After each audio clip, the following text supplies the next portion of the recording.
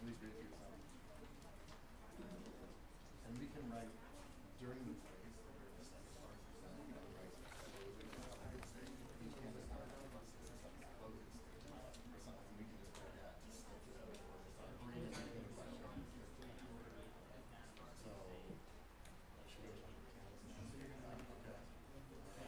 And then we'll take a few pictures of the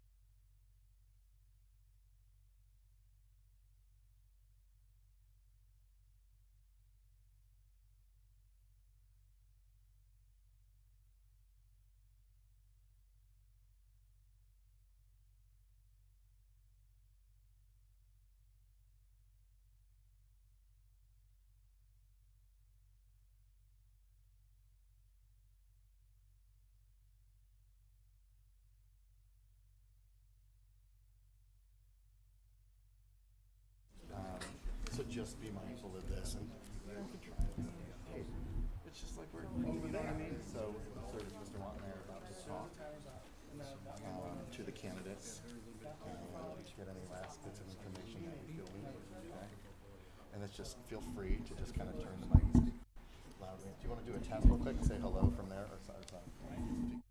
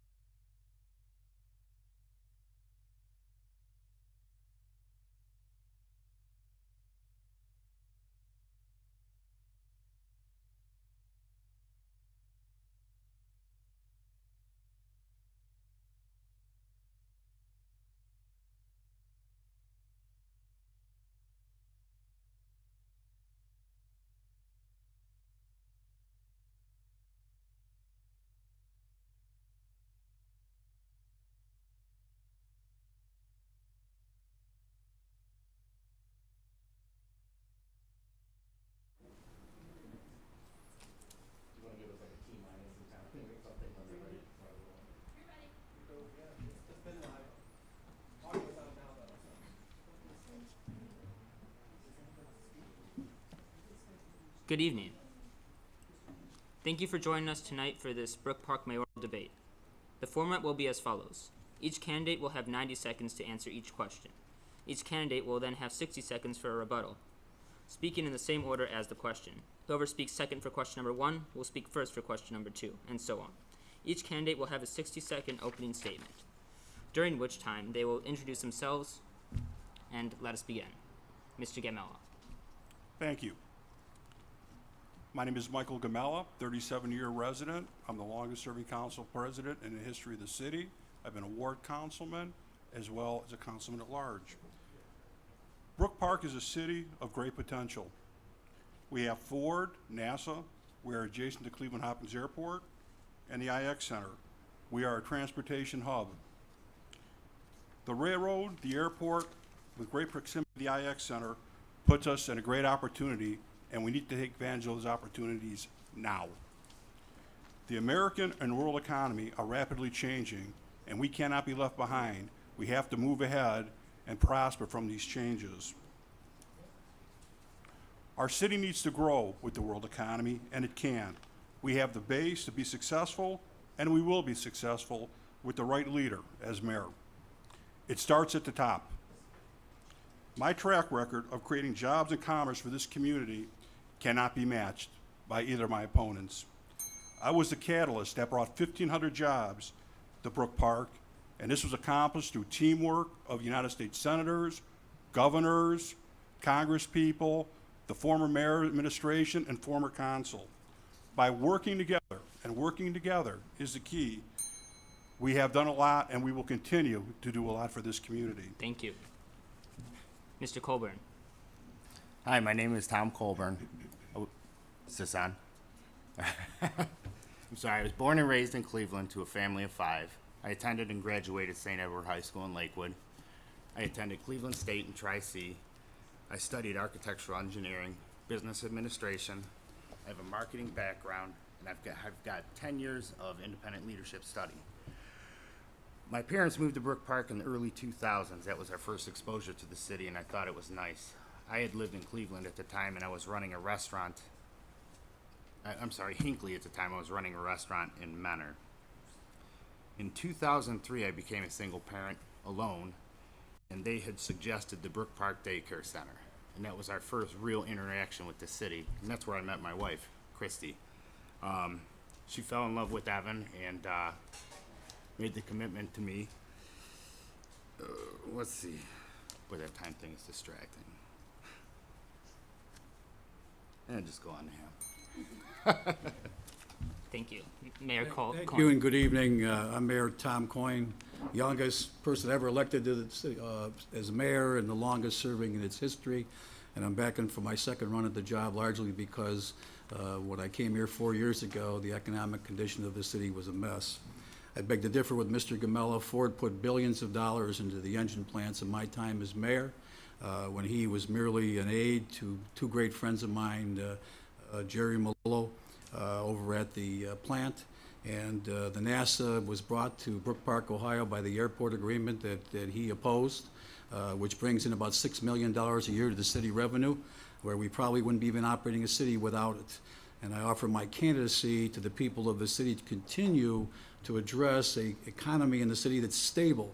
And no one understands what's fragile, but no one understands the future potential of the city.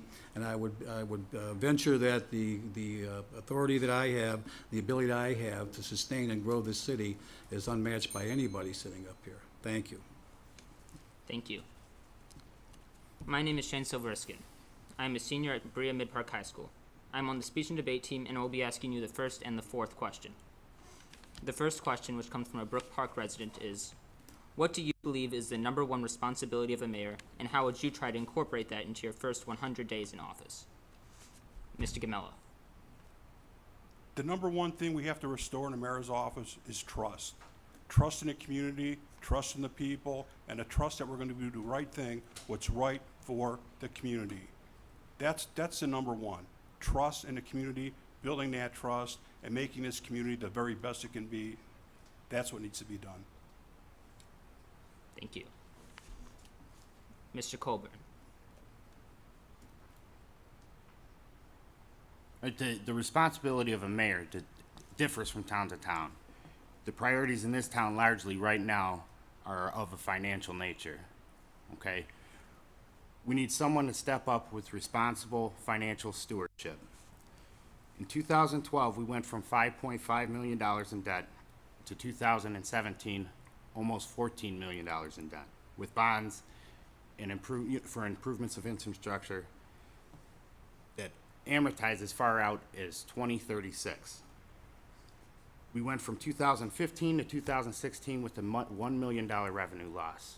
From 2016 till now, it was forecasted to be more, okay? Now, these improvements, they're financed. And at a 20-year note, point out a road that lasts 20 years or more.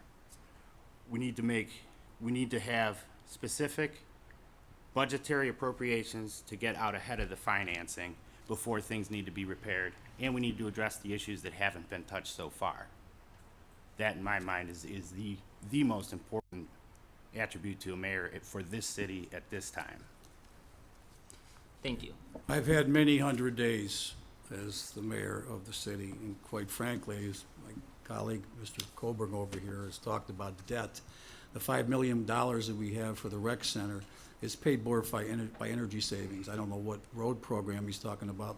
The only one is the Ingle Road sewer improvement was $5 million, was done before I came here, and I had a federal grant to redo that road before I left. We incurred that debt needlessly, in my view.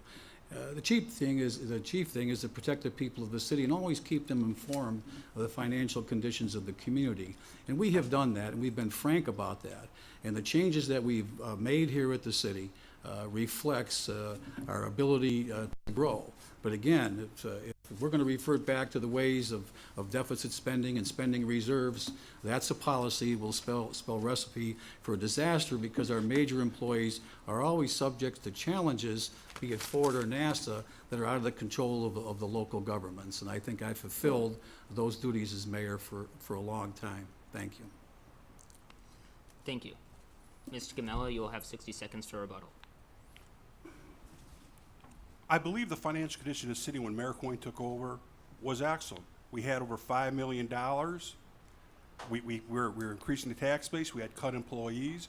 I thought Mayor did a wonderful job. We never cut any city services, and we did all this at the time of the worst recession since the Great Depression. We didn't lay people off. We bought people out, and we were able to grow the Ford Motor Company. Tom talks about that I was an aide. I was more than an aide. I was president of that local union for many years, and we always brought new work and commerce to this city through Brook, through Ford. And Ford is a major part of our town, and we have to make certain Ford is here for a very long time to stay. Thank you. Mr. Colburn. Mr. Gamella, Ford's only one component of the solution to the issues that you mentioned, and you said yourself that's up to a 17-year solution before they come to the bargaining table. We have to worry about, there's two plagues right now in the city: money in, money out. Ford is not a short-term solution, okay? And these Mayor Coyne, it's right here. Obligation bonds, $6,654,000. OPWC loans, $2,700,000 and some change. Lease purchase agreements. It totals up to $9 million. Minus $800,000. A portion of it is Cleveland's payment, and then $5 million for the rec center. It doesn't matter. I don't care how you frame it.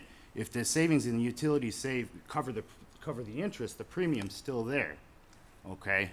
And not only that, I have to finish. Not only that, the utility savings is only going to be short term. That equipment's only new for so long. Well, let me correct you. We couldn't do the job without the guarantee from the contractor, Berea-Midpark, of guaranteeing the loan. And the fact of the matter is, you can borrow money just like at your home if you have the ability to pay it back. If you have dedicated revenue, that works. That's what you have to do to get it done. And a lot of that debt was incurred again for projects before I got here that we have obligations for. But in reality, the fractured fairy tale of the finances, when I left office in 2002, the general fund balance was almost $10 million. When I came back 12 years later, it was less than $3 million. So the reality of operating a city, the fractured fairy tale of looking through our finances like a funhouse mirror, is just not realistic. Thank you.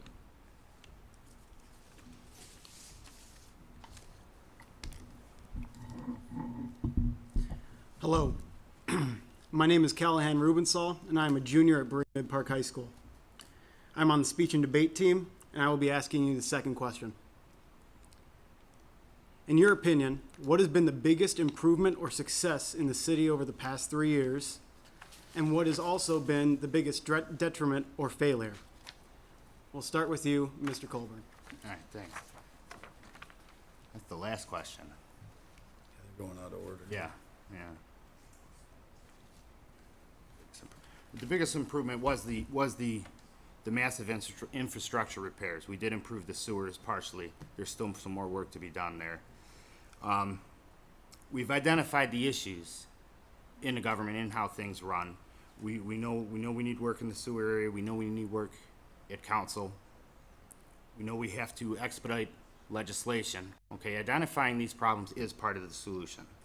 What we do need to stop, the biggest detriment, is circulation of bad information.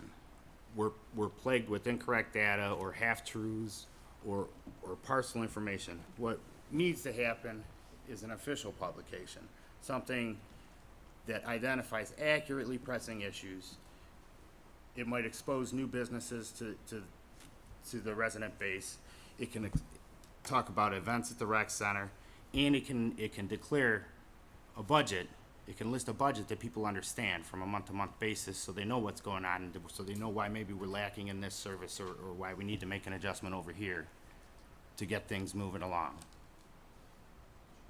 Thank you. Mayor Coyne? Okay, I think the best thing that's happened in the last 3 years is we've stabilized the finances of the city. We're able to address some of our capital needs in cash. We transferred $3 million out of the general fund this year to pay cash for roads. We have, by ordinance, an 80-20 split, and actually what we did this year with those changes became a 70-30 split for capital improvements.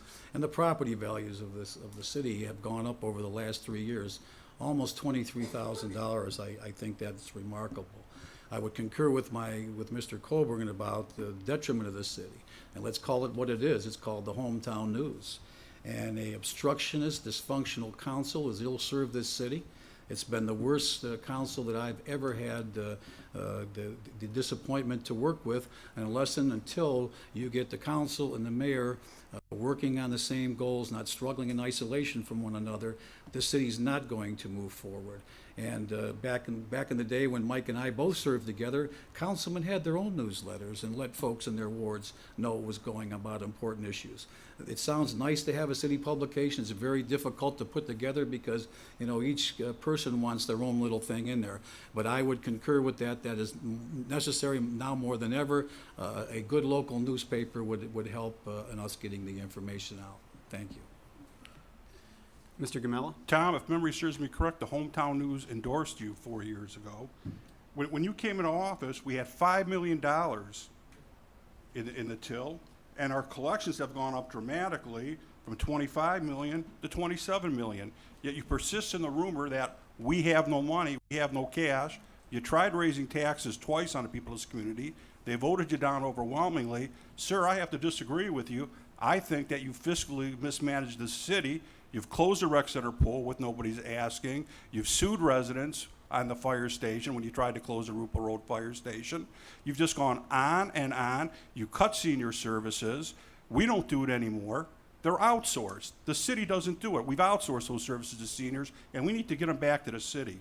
There's a lot of other things that need to be done fiscally. Again, when I was the council president, Mayoral was the mayor, we had the toughest economic times in the history of this country since the Great Depression. Yet we never cut services, and we never asked the people for more money. We may do with what we have, and that's what we should do. And anyone who would even suggest that I'm not fiscally responsible doesn't know me at all. It's all about fiscal responsibility, but it goes to the residents first. They're the ones who pay the taxes.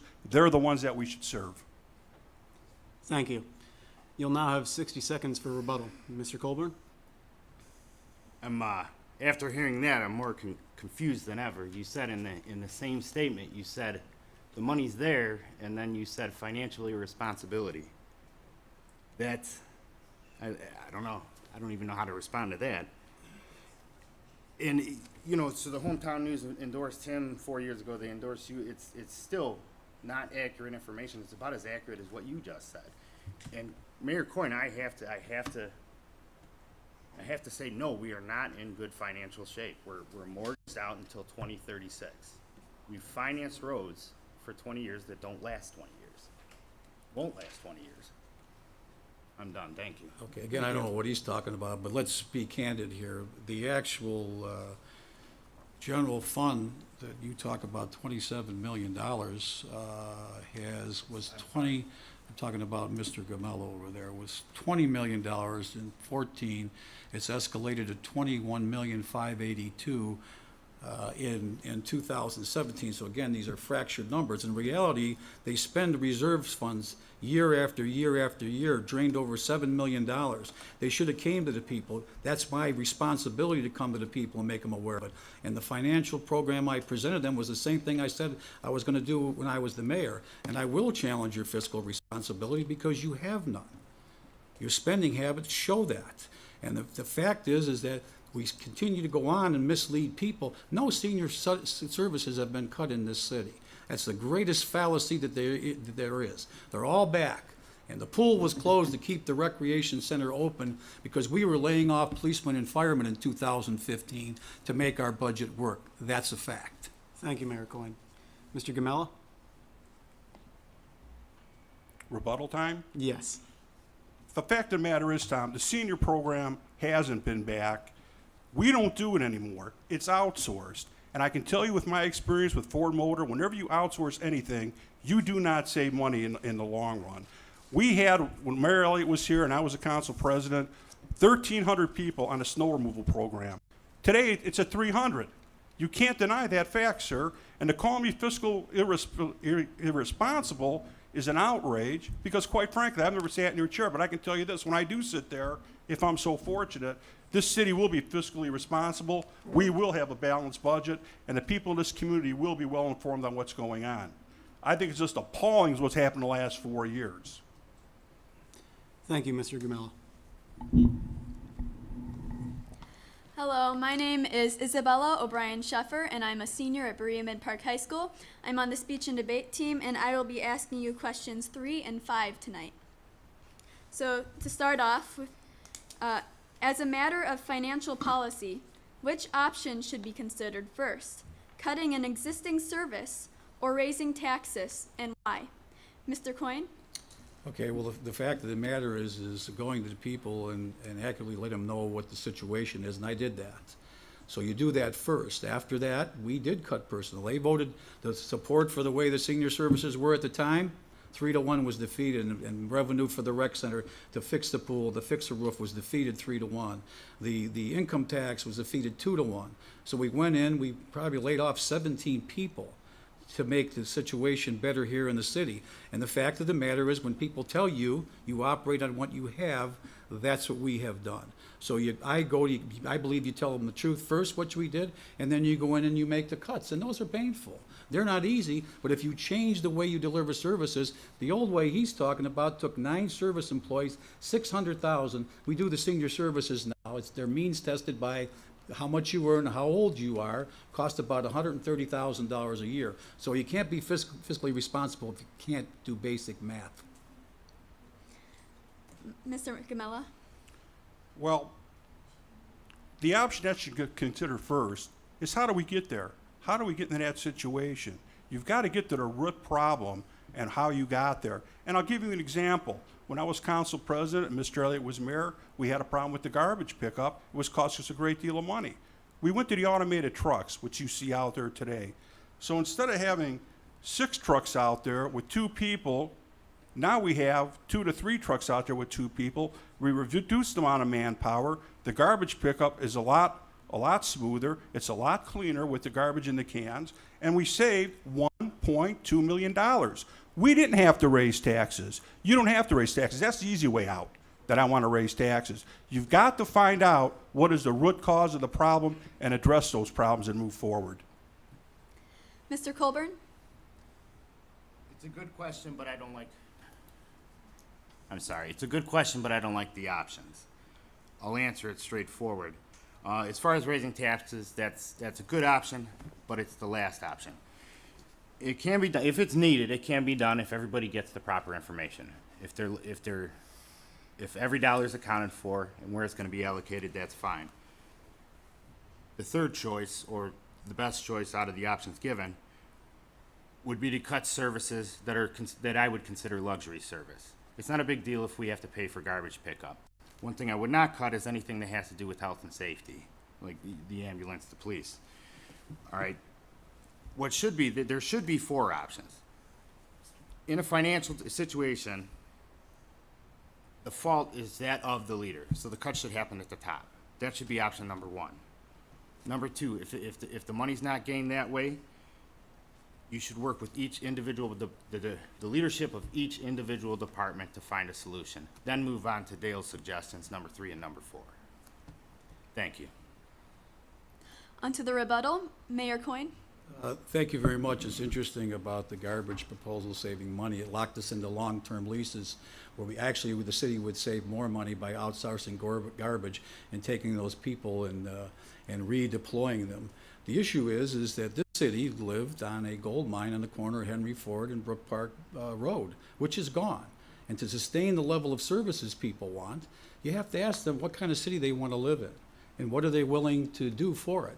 And I don't think you can be more honest with folks when you say, if this is the level of service you want, you're going to have to help contribute. Ironically, they get 100% credit, so by raising the city income tax, probably about 80% of the people in the city wouldn't have to incur one dime of cost.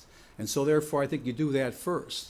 And we have reduced, everyone that's been laid off is brought back, and there's not one service that's been curtailed. The services for the seniors were suspended for 1 year. They're all back. If Mike lived here, he would know that. Mayor, I beg your pardon. Are you saying I don't live here? I'm your neighbor, Tom. I live on your street. Do you? Don't you recognize me? Yeah, I do. I saw you tonight for the second time this year. Come on, Tom. If you lived in the community, you would know that. To make a statement, you're going to restore services, that's another question we're going to do at that time. Tom. But to make that statement, you know it's just not Tom, true. If you lived Tom, here, you'd know. You're not following the rules of the debate. Please, this isn't a I council wasn't finished meeting. with my You thing. can't You do what you want to interrupted. do. Excuse me. Yeah. Again, by the way, I hope I get my time back here. You know, I'm a long-term resident of the city, and Tom puts that myth out there that I'm not. And the fact is I am. He used to, before I ran for mayor, he used to stop and talk to my wife and I, and we'd be out walking on Rupel Parkway. Quite frankly, when I see him coming now, I get up on the sidewalk. I don't walk on the street. Thank you. But There's no I'm not sidewalk on our finished. street. I'm not finished. Tom's talked about Ford. Ford's still there. Ford is going to be an entity in our city for a long time to come, and that Ford property is extremely important. But you can't go around threatening Ford as you have others in this city. You have to work with people. Thank you. And that's the problem. Thank you. Mr. Colburn?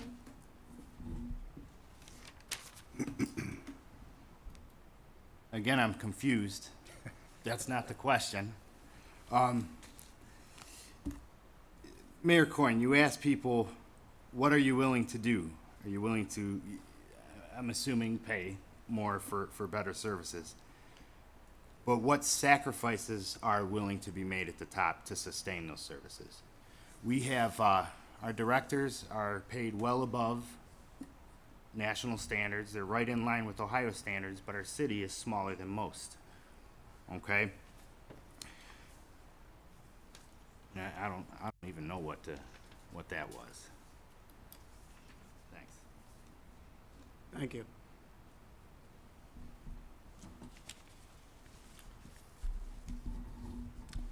Your fourth question, which comes from a Brook Park resident, is, what is your plan to bring new businesses and more tax revenue to the city? Please explain why your plan is better than alternative options. Mr. Gamella. I have a proven track record of bringing jobs and commerce to this city as a local union president, as a council president. I've worked with the governor, Strickland. I've worked with U.S. Senator Sherrod Brown to bring that new engine program, the plant number 1, which brought 1,500 jobs. And by the way, the mayor's taking credit for 800 of them that he had absolutely nothing to do with. Yes, they did come here when he was in office, but those were already well planned and in the works when he got here from myself, former Mayor Elliott, and a past councilman.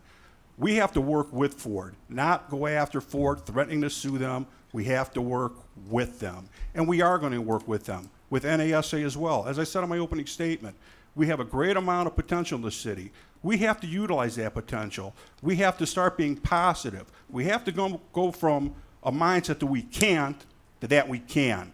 This can be a great town, and the only thing holding it back is a leadership in a mayor's position. Thank you. Mr. Colburn. That's another good question, Dave.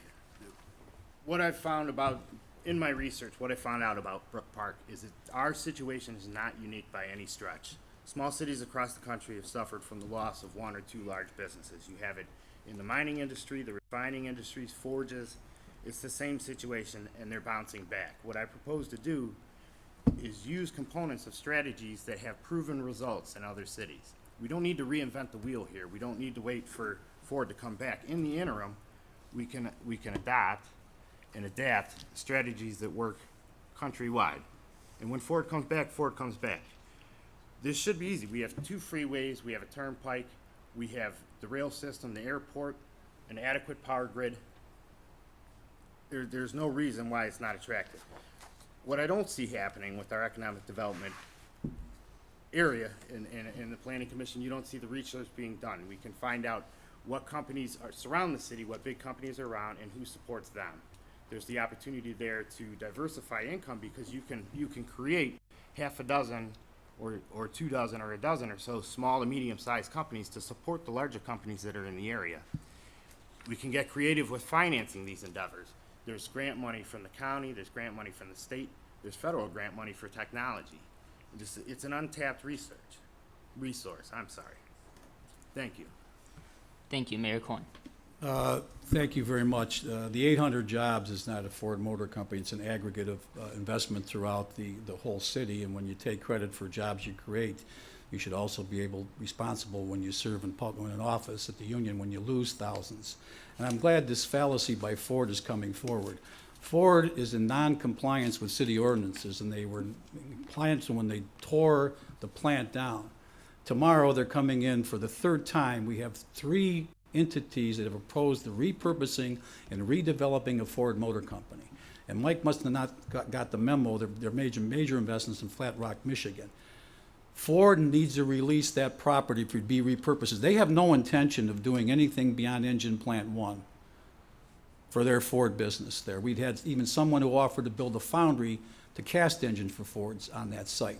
So again, the property has to be repurposed, and I will tell you this, if Ford would release that property, we'd have people, tomorrow they're gonna make proposals of posting bonds. That site would have been redeveloped, all of the acreage is there outside of Engine Plant 1 already, with new businesses, repurposing smaller businesses in there. We also wanted to have a training facility on there to teach young folks we need tool and die operations and other support services so they could be entrepreneurs. So Ford has made a determination here. They've been in violation. Maybe somebody turned a blind eye. That site should have been cleaned up and available for repurposing several years ago. Thank you. Mr. Camello, you have 60 seconds for rebuttal. There you go again, Tom, blaming Ford for your problems. The fact is, Ford is going to be building electric cars. And with the close proximity we have with NASA, that's what we have to key on, building electric vehicles for the future. By 2030, 35% of Ford's vehicles are going to be electric. That includes trucks and SUVs. So we've got to get on with that. And the fact is, if Ford didn't have plans for that property, they'd have torn it down with the foundry. What we have to do is make certain we get an electric vehicle there, but also use that property between Ford, Engine Plant 2, and Engine Plant 1, where the old foundry was, and get a tech park in there and get a campus in there to build products for both Engine Plant 1, Engine Plant 2, NASA, and even Cleveland Hopkins Airport. Utilize that property for their use. Again, the city has a great deal of potential. Nobody's thinking out of the box. We have to be assertive, we have to be aggressive, and we have to do it now, because it's all in front of us. This is a great town with a great future. Thank you. Mr. Colburn. I just thought outside the box. We keep talking about Ford. That's a 10, 5, 13-year solution. I'm worried about now. I'm worried about revenue now. Ford may or may not come back. They may or may not release the land. But here's the, you talk about negotiating. You talk about what you can bring them back. 2008, the beginning of your union presidential term, 2,000 workers. 2013, when you left, 1,065. It's just not there. You can't even follow the rules of this debate. And you expect people to let you sit at the negotiating table of their asset. Thank you. Thank you. Mayor Cohen. Thank you. Again, I think Mike missed the memo. The fact of the matter is Ford has made a decision to build their hybrid vehicles in Flat Rock, Michigan. Our relationship with NASA for technology transfer for other corporations is great suited there. Ford is holding on to the property until they're convinced that people will deal with the environmental issues. We're having the third proposal tomorrow to demonstrate that can be done. They're not releasing the property. There is no way that Ford Motor Company is committing to any future work outside that site except for Engine Plant 1. So I don't know who he's talking to and what he's doing. From the very first day, the very first people I talked to was at Ford Land, and they don't know who Mike Amella is. Thank you.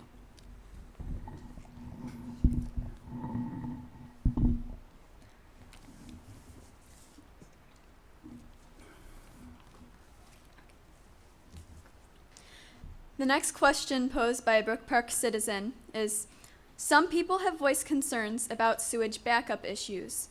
Is there any particular infrastructure plan involving community sewage and clean water treatment? If so, what? And if no, why not? Mr. Colburn.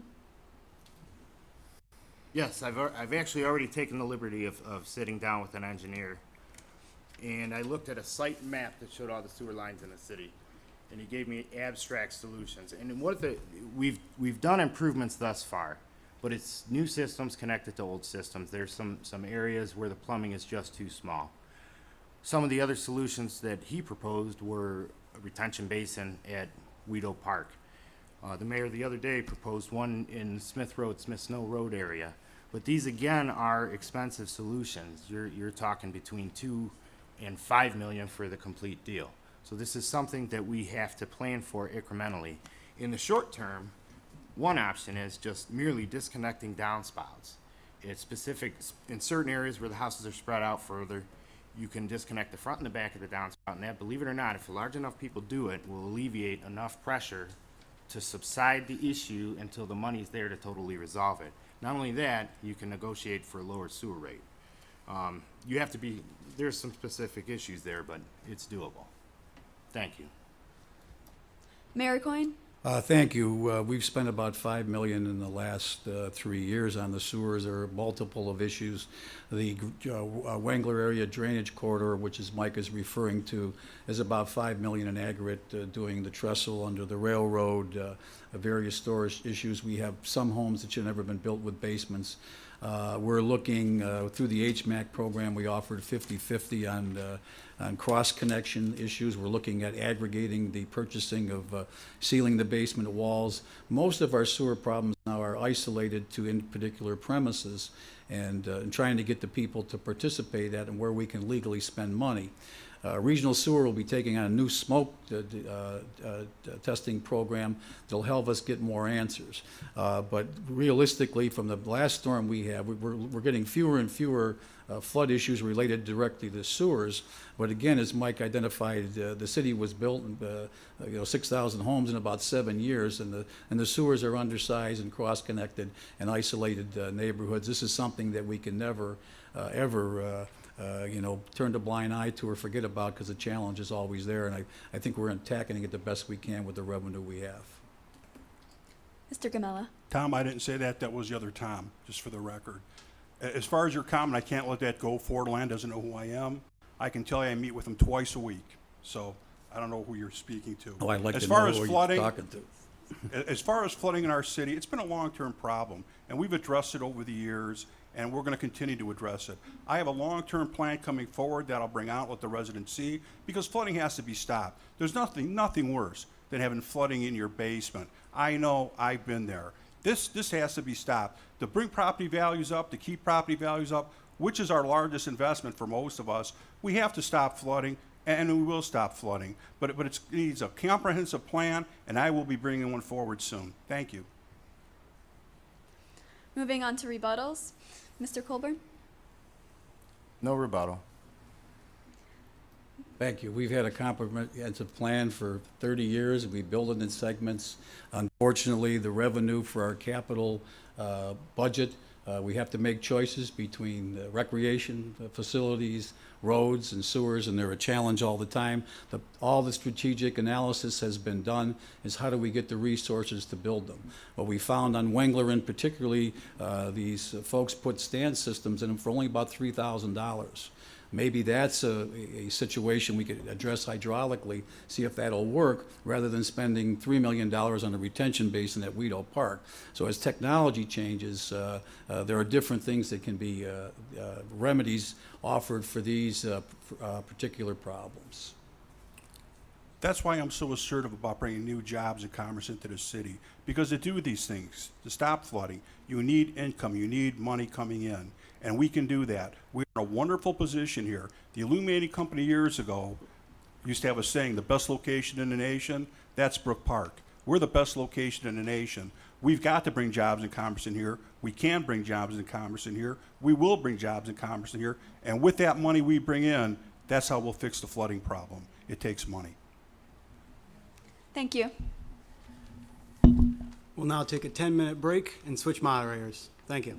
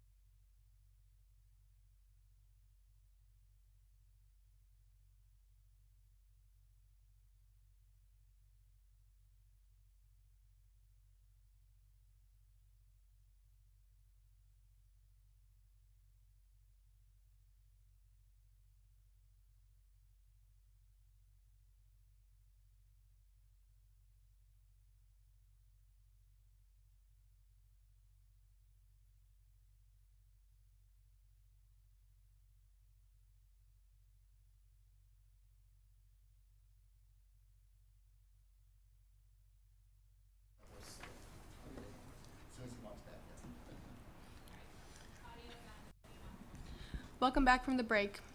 Hello, my name is Tabitha Burnett, and I am a junior at Berea-Midpark High School. I am in Junior Statesman of America, and I will be asking you the 6th and 7th questions. Mr. Coyne, or Mayor Coyne, my bad, I'm sorry. We've heard discussion of restoring senior services, but what exactly does this phrase mean? What services do Brook Park seniors currently not have that they've had in the past? You have 90 seconds to respond. They have the same services that they have the same services they've always had. In 2015, again, we were laying off employees. We suspended those services, and they're means tested by age and income. And as a result, they have landscapers do the work. They can do it cheaper than our folks, and it gives our ability for those folks to do other jobs in the city. Presently, it's $20 for the season to have their snow plowed, and $36 to have their grass cut, and it goes all the way into October.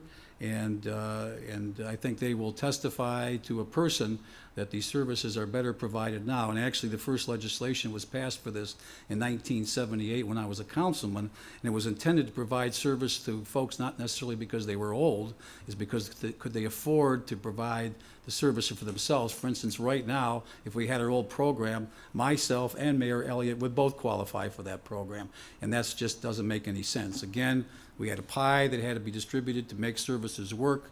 We believe we maximized that services by changing the way we delivered it, and I think our customers are happy. Thank you. Mr. Gamella, you have 90 seconds to respond. Tom, there you go again, distorting the facts. The fact is, the services aren't the same. They're outsourced. Our seniors have to sign a contract with a private company, thus making them liable if the city doesn't kick in. And it's not $20. It starts at $20 and it goes up dramatically. We used to have at one time we had 1,150 people on a snow plowing list. Currently today we have 308 of them. That's not bringing it back. The grass cutting, we used to have our children do it during when we were off from school, during the college break. Those are jobs those kids aren't going to have this summer. So we didn't bring it back. We didn't bring back the senior transportation. We did not bring back taking the veterans out of Rittman Cemetery to honor the fallen veterans. There's a lot we haven't brought back, and you're only telling part of the story. You've only given part of it back, but that's nice of you since you're the guy who took it away. Thank you. Mr. Colburn? The form of the question is confusing. I get it out there when I'm walking. Restoring senior services. Well, they are back. Council brought them back a couple years ago. In my mind, they're better. With the lawn mowing, they start sooner, and they go longer into the season, into the leaf season. The snow plowing is better for the seniors and the city. They get it done sooner because they're not waiting for the regular road plow drivers to get done to go out and do the driveways. Not only that, the liabilities no longer lie with the city. If there's damage to property or anything like that, it'll lie on the contractor. What needs to happen is results now with economic development so we can expand them. I have heard that the seniors want a bus and expanded transportation, and maybe we can expand the existing mowing and plowing programs to cover a few more homes. Thank you. Thank you. Mr. Mayor, you will now have 60 seconds for rebuttal. Thank you very much. They have been restored. It's Mr. Gamello that's distorting the facts. The reality is this is paid for out of the community development area of our city. It's generated by the taxes on the parking lots, which is about $900,000. This was another area that he expended when he was a council president to operate the city along with our reserves. And you asked the seniors about it. Yeah, there were 1,300 people there. There was abuses there in that program. Our drivers will tell you there was supposed to be able-bodied people in there. So again, in order to deliver the services with existing revenues, you have to change the way that you deliver services, and Tom hit it right. Our seniors want that program right away. They don't want to wait until after the snow was plowed. And again, with the cutback and the force that we had at that time, this was the best way. And you can ask them; they'll give their own testimony about how good the program is. And really, that's who the judge is. Thank you, Mr. Gamella. Again, I'll go back to we had 1,149 on the snow plow list. Currently, we have 308. A lot of our seniors can't afford the snow plowing. They liked when the city plowed the snow. They were city workers. They understood the people. If there was a problem, hey, if they didn't see Mrs. Jones for a while, they'd knock on a door. Hey, Mrs. Jones, you okay? That's part of what a city does. It offers services to its residents, and primarily its residents, and especially its senior residents who've been around for a great many years. They need our help, they need our assistance, and we should be there to help them. And the fact that when I keep hearing we can't, we've got the money, we certainly do have the money. And it's all how the money is utilized. And I'll make certain that the people's purse will be for the residents of this community, not outside special interests. Thank you. Mr. Colburn? Here we go again with we have the money, we don't have the money, we have the money, we don't have the money. Well, did I turn that off? I'm sorry, guys. What I was saying, he's conflicting himself again. We have the money now, or don't have the money?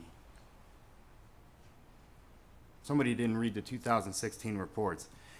In any case, the senior services are better and they can be improved. That's something I'm going to work on. But we have to develop the funding. If we want to service more seniors, the ones that maybe aren't getting the service now because they can afford to pay for some or pay for a portion of their own, then we just have to build up our income so that we can stretch it out and thank them for building the community. But to use an issue to use an issue like this to grandstand and campaign, it just it's aggravating. Thank you. Thank you. We'll move on to our 7th question. Now that you've discussed your plans for the community seniors, what will you do if elected to also attract new families and younger citizens to the community? Mr. Gamella, you have 90 seconds to respond. To attract new younger families to the community, schools are number one. And I serve with the Ford Foundation with Next Generation Learning, and that's a new way for learning and education. I've had meetings with the Berea school system about bringing that here. We brought to other communities such as Akron in Ohio, and that's what we have to do. We have to have a good, solid school system. You need a safe city. Our city's gone from number 5 in safety down to the top 50 in safety. It was number 5 under Mayor Elliott. That's what we have to do, bring safety back where people can walk the streets at night and be comfortable. What we also need are playgrounds to be maintained. They're horrible, they're a mess. Kids go there and there's all kinds of things laying around. We have to maintain the playgrounds for the kids. That's what people look at. And they also look at the quality of government and the quality of services. And most importantly, housing. Is housing reasonably priced? Can they afford the housing? And they want a house that doesn't flood. And I can't blame them. I don't either. Nobody does. So that's what we have to look at, those things. But safety is absolutely paramount for young families, seniors, everyone. And I take issue with the gentleman when he said grandstanding. No, it's not grandstanding. It's fighting for the seniors, and they deserve it. They deserve those services. Thank you. Mr. Colburn?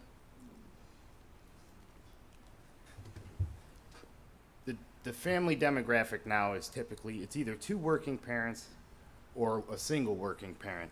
What we need to work on is care programs for after school hours or late work nights. We can develop programs at the rec center that are slightly of an educational nature. We can get a naturalist involved. There's engineering and robotics clubs. These are the features that attract a young family to the city. A young family that wants to have offspring. It gives them something to do while they're working. Number 2, just by changing the face of the city, with working to change how things are, you can give it a younger look and maybe some features and some attractions that do appeal to the younger crowd.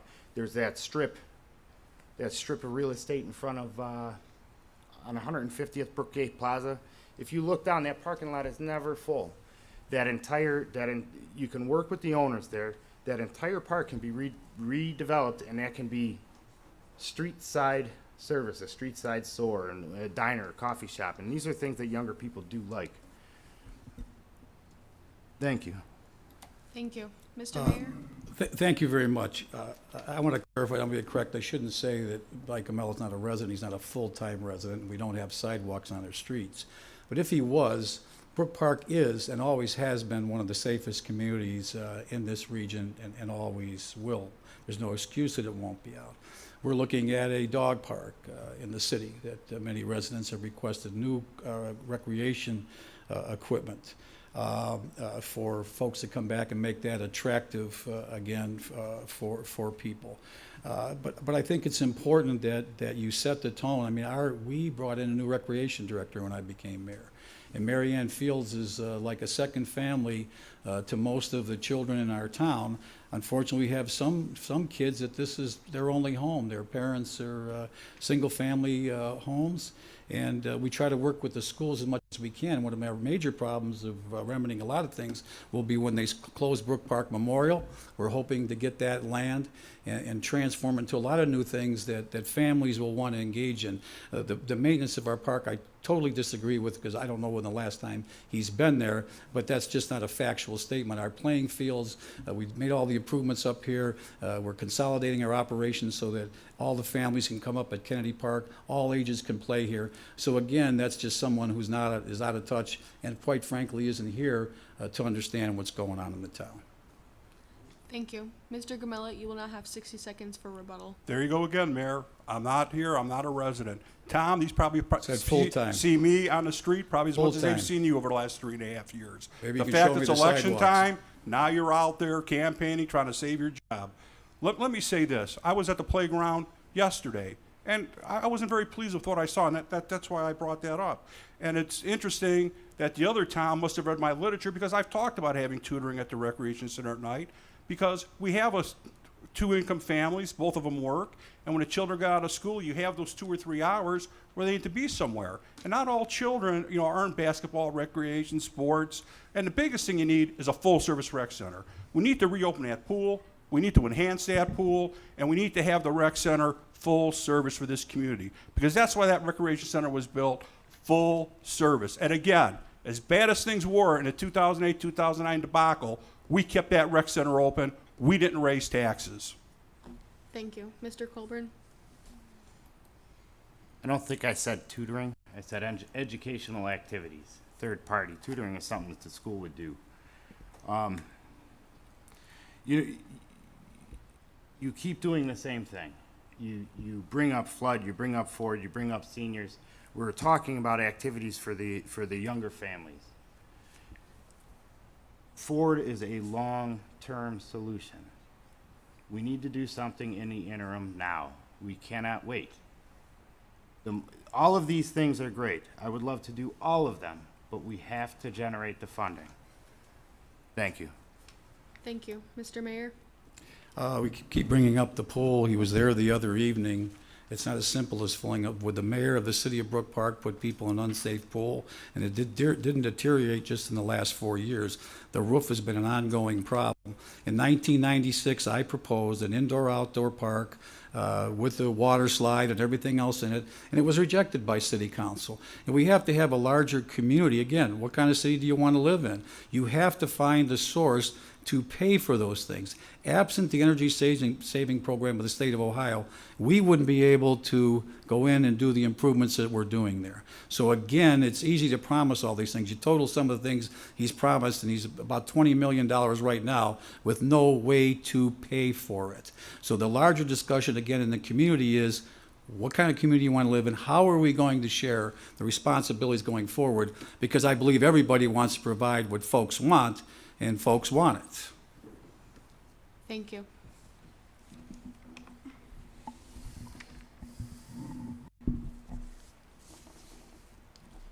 Hello, my name is Jorny Bradford, and I'm a junior at Berea-Midpark High School.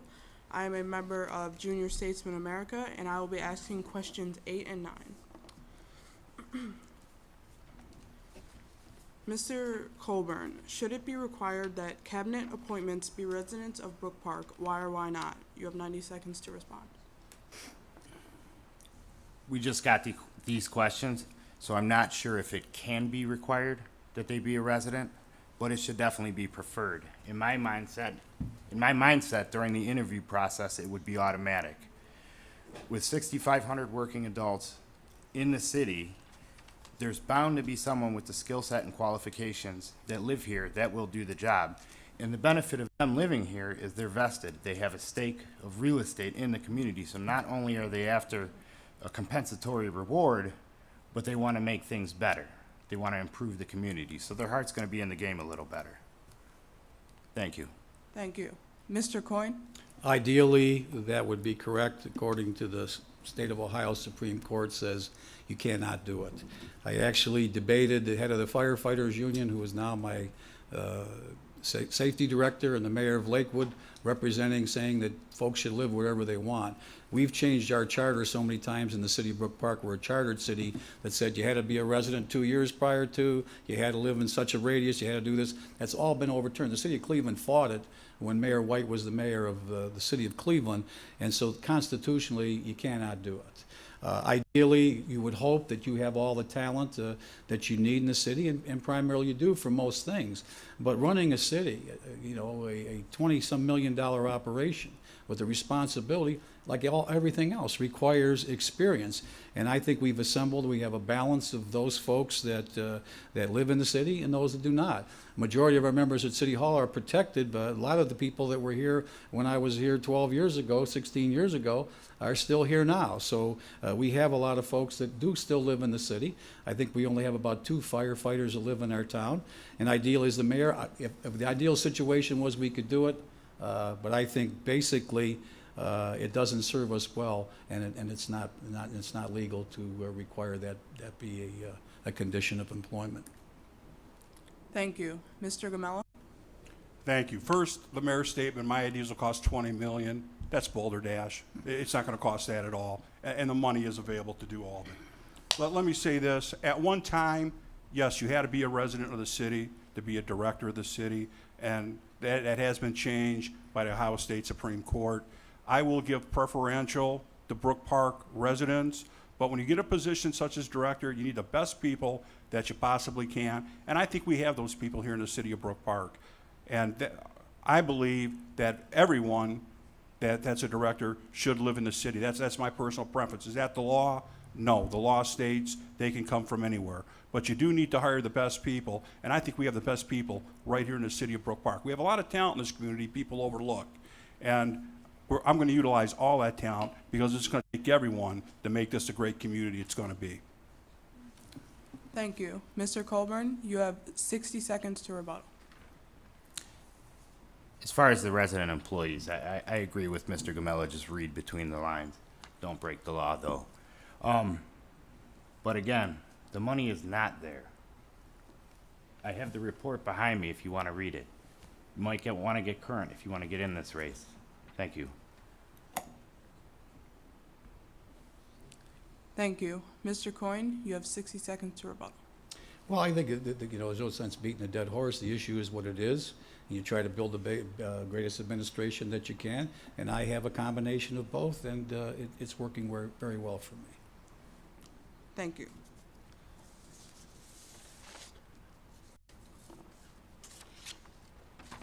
Gamella, you have 60 seconds to rebuttal. Thank you. The fact of the matter is, the money is there. There's $9 million. There's money here in this city. All we've heard is we can't. It's about time we start hearing things that we can, and we're going to.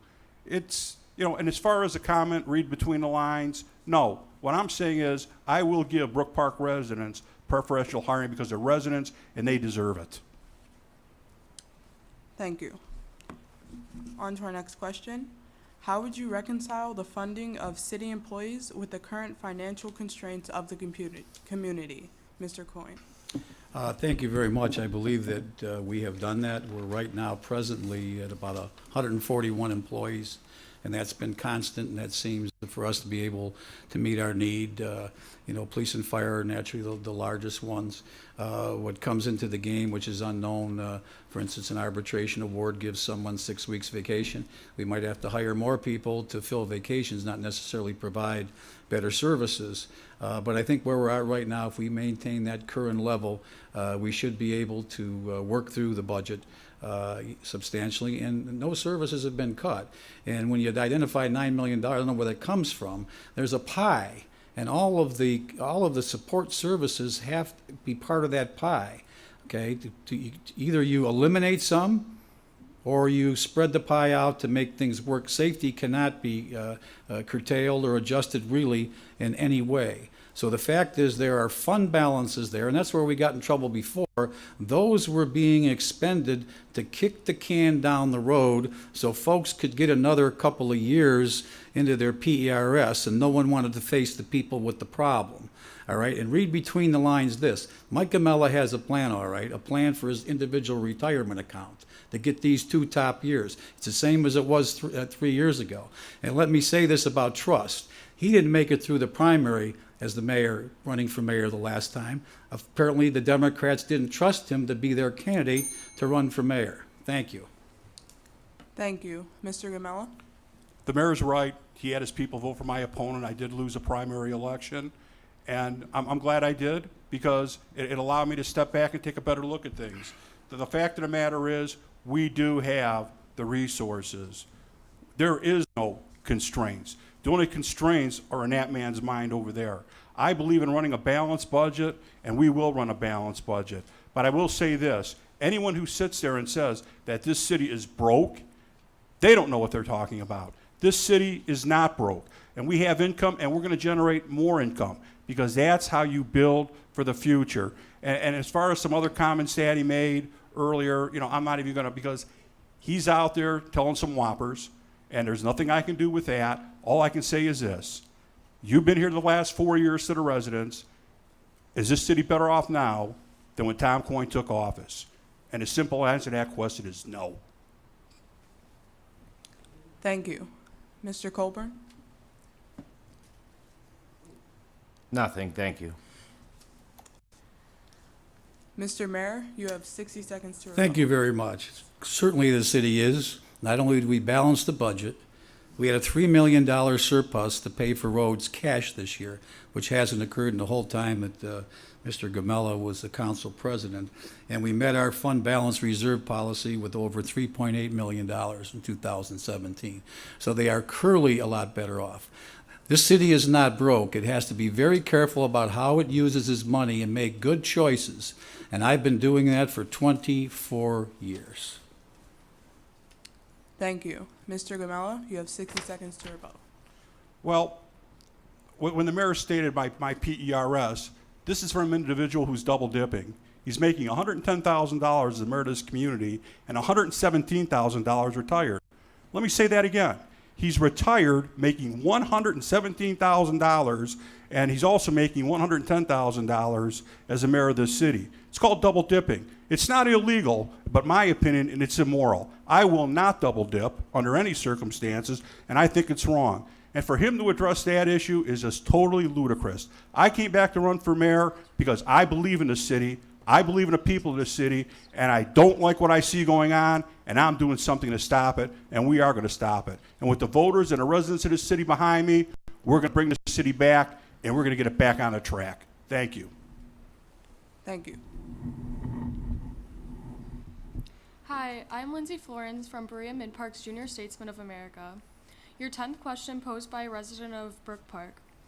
Has there been any situation when you held a stance on one side of an issue, but after discovering a different perspective, changed your mind about the issue? If so, what was the issue and why did you change? Mr. Gamella. No, there hasn't been, and I'll tell you why. Before I make a decision, I read about it thoroughly, research it thoroughly, talk to experts in the field, converse with other people. It takes me a while to make a decision.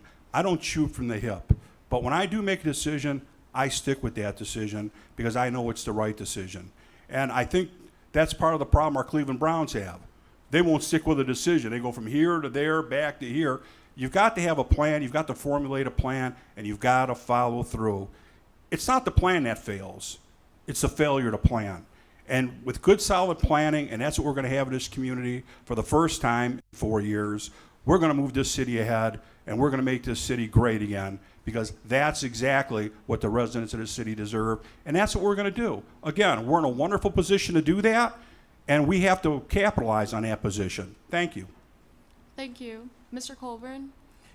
Yeah, I certainly did. When that happens, that's usually your first opinion is basically an emotion, okay? And I had an opinion on the privatization of dispatch, and initially I didn't like the idea. It seemed nicer, it seemed hometown to have somebody up there. it felt like you were losing touch with the hometown feel. You're commercializing things, and so I did research to kind of attack the idea, and what I had found is the upside, the logical side. And one thing is the technology. When you have three cities all simultaneously funding the dispatch, the technology that you can afford is 3 or 4 times greater than that which the city could afford alone. So the upside reward can sometimes be greater than the downside cost, but you have to move past the emotional side of it and get into the logical side. You have to do the research, like he said. But yeah, I have switched stances. It's easy to do. Thank you. Thank you. Mayor Coyne? I would say no. Like Mr. Gabella, I try to get as much information as I possibly can about an issue.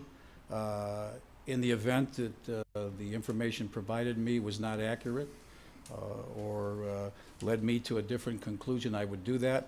An old Irish judge always told me, take a decision that you're going to make, write it on a piece of paper, and put it in your desk for the next day, and make sure it's the same decision that you still want to want. I've been fortunate to have a good instinct, a good political instinct in reading issues. And let me address my retirement. I had 37 and a half years as a public employee. I have publicly disclosed in my disclosure statements all of my sources of income and how much they are.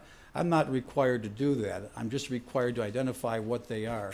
I've earned my retirement in 20 years as the mayor of the city, 5 years as an administrator in the city of Middleburg Heights, 2 years as an administrator of the Cuyahoga County Engineer's Office, and most of my time was part-time spent working in the city, working my way up from announcing and scoring football games at the back of a garbage truck.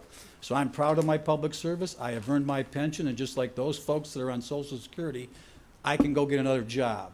And the people of the city, knowing all of those factors, returned me as the mayor of the city. So everyone can read what I make. We're not hiding anything from anybody. Thank you. Thank you. Mr. Gamella, you have 60 seconds to rebut. Well, the fact is that people on Social Security can only make so much money, and then they've got to bring it back, so it's not quite what PERS is. And as far as your retirement goes, you know, you disclose it. You have to disclose it in your financial disclosure statement that the Board of Elections, just like I have to disclose what I make. And that's just the law, you know, and then we both abide by that law, and I'm glad of that. Thank you. Thank you. Mr. Colburn? We're way off topic here with the retirements, but I'm glad it came up. If you guys are that concerned with the community, make the sacrifice. Bow out of it. One suggestion, and I've thought of this before, the credit hours go on your best 3 years. It's a math formula calculated on your best 3 years. If you make it half qualifying credits for elected officials, that'll preserve future retirement programs for people that have earned it. And then you're forced to get elected twice. So you're not just going to make a flagrant guns blazing run at an office to increase your PERS. You'd have to win it twice. Thank you. Thank you. Mayor Coyne? That's an interesting proposition, a double dipper. One, in my view, is someone who has been in office, leaves for the 30 days and returned. I was gone for 12 years, and the reason I returned is citizens recognized the situation here and asked me and encouraged me to run for public office again, and I heeded that call, and the results are evident today of the kind of community that we're in right now, and our prospects for the future are a lot better off than they were 4 years ago, and the residents know that. Thank you. Hello, my name is Madison Florence, and I'm a junior at Berea-Midpark High School. I'm on the Junior Statesman of America, and I will be asking you the final question. Mr. Colburn, how would you handle having a stance that is unpopular to public opinion, but that deep down you believe is best for the city? You have 90 seconds to answer. If the decision or the stance you've made is legal, moral, and ethical, if it benefits everyone involved, being all the residents, if you've evaluated all of the options and there's no better choice to be made, And if it's financially responsible, then it is the right choice. What the issue probably is a lack of information. You just need to communicate it better. You need to sit down and discuss all of the different possibilities, all of the different proposals and everything you looked at and why this benefits the citizens or the residents the greatest. Thank you. Thank you. Mr. Mayor? Handle it straight on, looking you right in the eye like I've done my whole career. Let's take an example of the airport expansion agreement. City Council would not pass it. I had to go by initiative petition to place it on the ballot and work to have it passed while a single elected official standing with me to do so. And anyone can argue about the funds and how we spend them. No one can argue that the $6 million coming in from Nassau makes it possible for this city to exist, because it more than replaced Ford. And if you've ever went in a meeting with several hundred people talking to them about having to give up their homes, the end result of it is that folks were treated fairly rather than have their homes just with new windows and new roofs. They were purchased with a fair price plus relocation money, and I'm proud to say many of those folks relocated in the city of Brook Park. We would not have NASA, we would not have even what we have today without that agreement. And so again, I'm proud of that. That wasn't an easy decision. You know, the problem, the situation is that solutions to problems are simple, but they're not easy. And I've always looked the voters in the eye, whether it was that issue or going to ask them for taxes, because the only one that can raise taxes, when these candidates say no taxes, they're not going to accomplish what they say they're going to accomplish. But the only one that can raise taxes on a citizen of the city of Brook Park is a citizen of the city of Brook Park by their vote. No one else can do that. Great. Thank you. Mr. Gamella?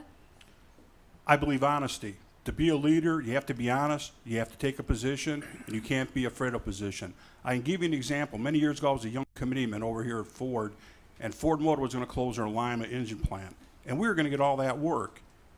People didn't like that in the plant because they didn't want to have to give up some of the things that they had negotiated for over the years. I saw a great opportunity in closing the Lima plant and bringing that work up here to Brook Park. I campaigned diligently to bring that V6 engine here.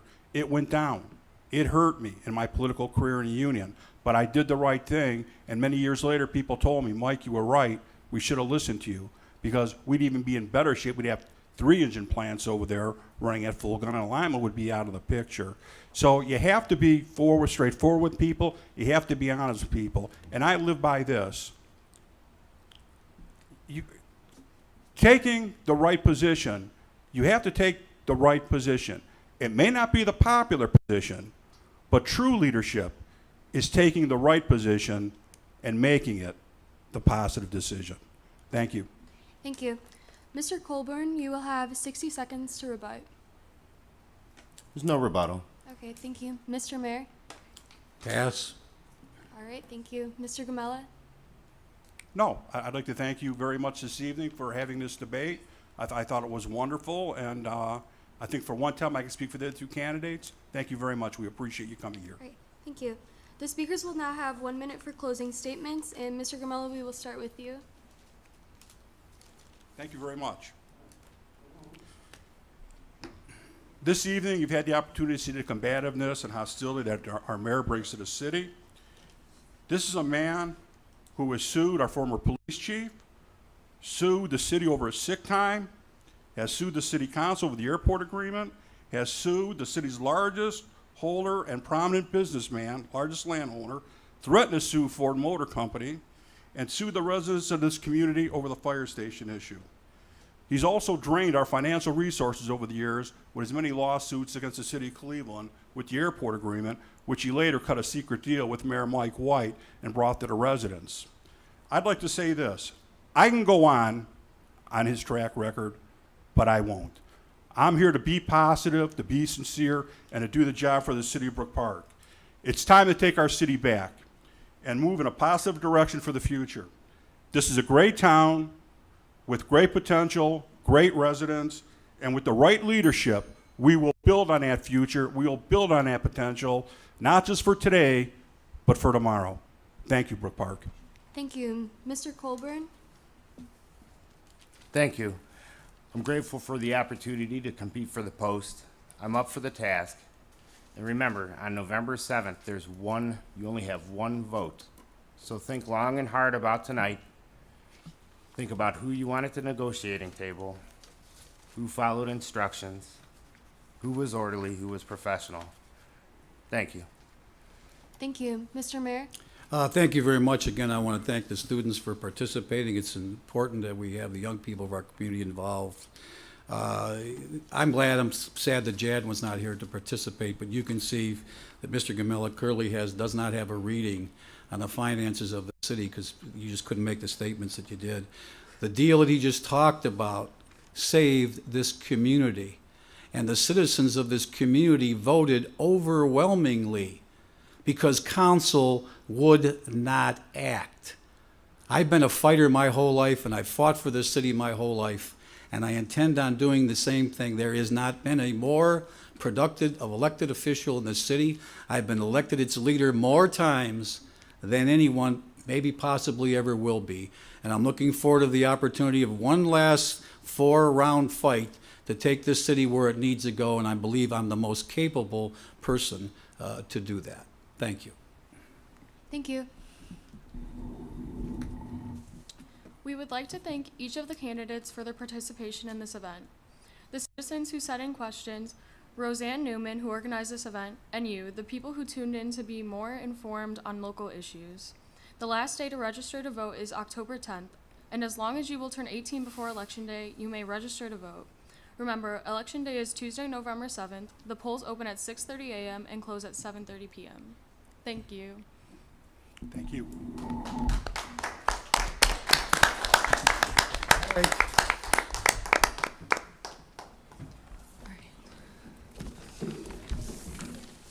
Thank you very much. Would you mind if we get some pictures of the students? Of course. So if you just, in your seat.